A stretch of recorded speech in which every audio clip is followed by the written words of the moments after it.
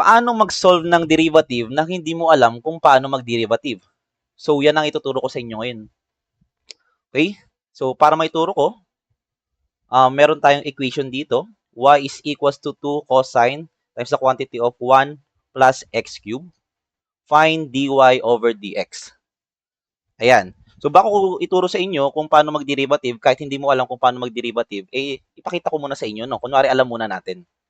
Okay? So, sa equation na to, pag dinerivative mo, ang gagawin mo lang ay chain rule. Okay? Di ba pag chain rule, inner, derivative ng inner, then derivative ng outer. Okay? O, sige. So, ang una natin gagawin, ilabas na muna natin tong coefficient na 2. Ilabas natin yan, then i-derivative na natin. Magsimula tayo dito sa inner. Ang derivative ng 1 is 0 since wala naman siyang variable.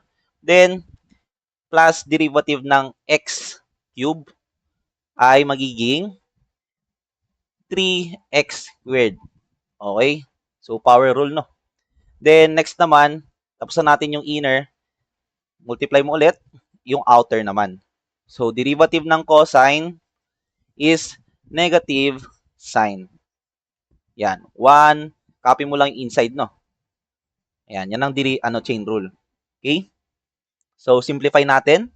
Magiging negative 6x squared sine 1 plus x cubed. So, nakuha naman natin, no, na ang sagot ay letter D. O, paano kung nabagok ka tapos nakalimutan mo yung derivative, no? De, joke lang naman yun. De, paano na lang kung ayaw mong aralin yung derivative pero gusto mong mag-board exam? Ayan. So, ito yung gagawin natin, no?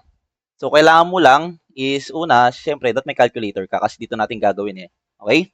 So, ang gagawin mo lang, shift, yun, integrate. O, pero pag shift mo, derivative yan, no? Kasi integrate kapag hindi mo pinindot yung shift. Okay? Okay, naka-derivative ka na. Then, isulat mo lang itong value. Pero bago natin isulat yan, huwag niyong kakalimutan guys na mag-grade dyan sa calculator mo. Shift, mode, then, 4, rad, no? Yan. Click mo lang yan, kasi yan ang natural ng, pag may trigonometric function ka at the same time, walang in-indicate kung degree, radian, yan. Parang default niya ang radian, no? So, lagi yung isi-set kapag nagdi-derivative kayo, nagli-limits kayo, nag-integrate kayo. Ayan. Basta pag nakita kayo may trigo kayo at ginawa nyo yun, dapat matik naka-radian kayo. Kasi pag hindi naka-radian yan, ayun, ka ngayon? Mali ka ngayon, no? Overthink ka ngayon. Yun na lang gagawin mo, di mo na nga alam, di ka na nga marunong mag-derivative tapos nakalimutan mo pa mag-radian. Wala na, sayang naman, di ba? Pero yun, sige, balik tayo. Naka-radian na tayo, no? So, ang gagawin na lang natin is, i-derivative natin to. Di sulat mo lang, oh. Yun yung kagandahan kay Calcio, no? Tuturuan ka kung paano hindi mag-aral. De, joke lang naman. Ito, no? X cube. Ayan, nakasulat na, ano? Then, ang importante dapat sa, sa Calcio, may value ka ni X. Dito, di ba, hindi hiningi. Pero dito, nanghihingi ng X. E di, ikaw na magbigay. O. At dapat, ang X mo ay hindi whole number. Like, talaga, hindi siya 1, 2, 3. Magbigay ka ng kahit decimal, no? Bakit kailangan may decimal? Kasi, possible, kunwari nag-derivative ka at nagkataon, after mo mag-derivative, is meron kang variable sa denominator. Pag nag-zero yun, guys, anong mangyayari? Magiging undefined yung equation mo. Diba? Bawal natin i-zero ang ating denominator. Kaya, pinaka-safest way para hindi mag-zero yan, lagyan mo ng decimal ang yung x. Diba? Mas maliit yung chances na mag-zero.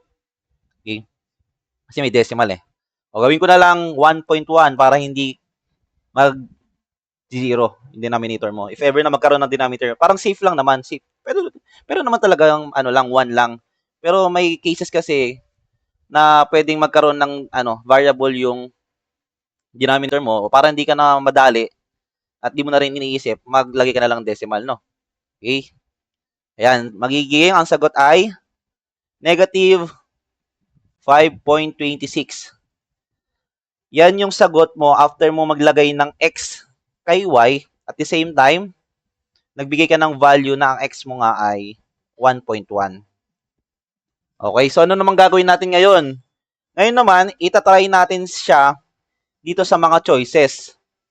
Lahat sila is, substitute mo ng 1.1. Since itong mga to ay alam nating nakaderivative na. Di ba ang ginawa natin dito?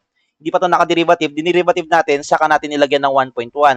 Ito namang mga choices ay nakaderivative na. So, ang gagawin mo na lang, lalagyan mo ngayon ng 1.1. O kunwari, hindi natin alam na letter D yan. Kasi nga, di tayo marunong mag-derivative eh. Di ba? Ang gagawin natin, sulat mo lahat to. Umatyaga ka, no? Wala tayong choice eh. Kasi yun na nga lang gagawin natin. Hindi na nga tayo nag-aaral ng derivative eh. Ang gagawin mo na lang, tiyagain tong choices.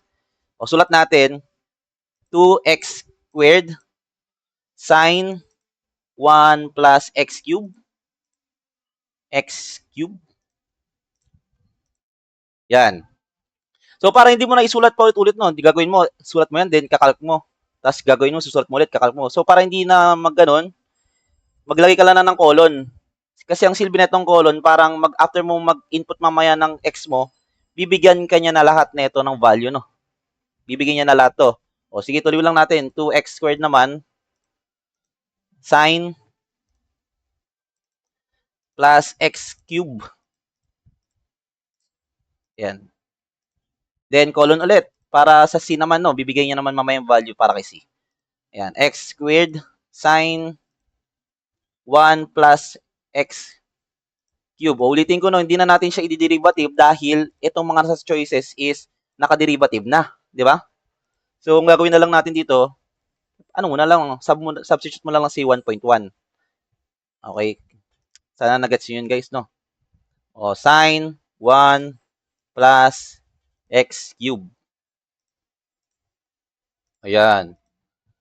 O, di gawin mo na after mo masulat lahat, click mo na yung calc, no? Tatanong niya anong value ni x ang gusto mong ilagay ko dyan. Ayan. So, lagay mo lang 1.1. O, 1.1. Sulat natin 1.1 equals. Ang unang lumabas kay A is 1.75. So, hindi siya kaparehas nung sa choices, ay sa ano mo, no? Sa given mo after mong i-derivative. So, mali yan. Next naman, o, di ba, sabi ko sunod-sunod na yan kasi nga nilagay na natin sila sa ano eh, na may colon, di ba? O, sunod naman, ito, negative 1.75. Ay, ba't ba sinulat? O, hindi sila parehas, no? Parehas silang negative, pero hindi parehas ng value. 5.26 kasi dito kay sa given natin. So, mali na naman. O, next naman, 5.26. O, mukhang parehas, no? Pero, kailangan may negative ka. O, positive yung binigay eh. So, mali yan. So, lastly, equal mo ulit. Ayun. Nakita mo, nagkaparehas. Ayan. So, ibig sabihin, nagkaparehas sila. Ito yung tamang sagot. Okay? So, ganun lang guys. Paano mag-derivative nang hindi mo alam yung mga basic rules. Katulad ng constant rule, power rule, constant multiple rule, etc. etc. Ano? So, pwede ka na mag-boards. Kasi, kaya mo na sagutan yung derivative. Okay? De, joke lang. Yun lang naman. Kung may kakilala kayong tropa mo na hindi marunong mag-derivative, tag mo sila sa video na to.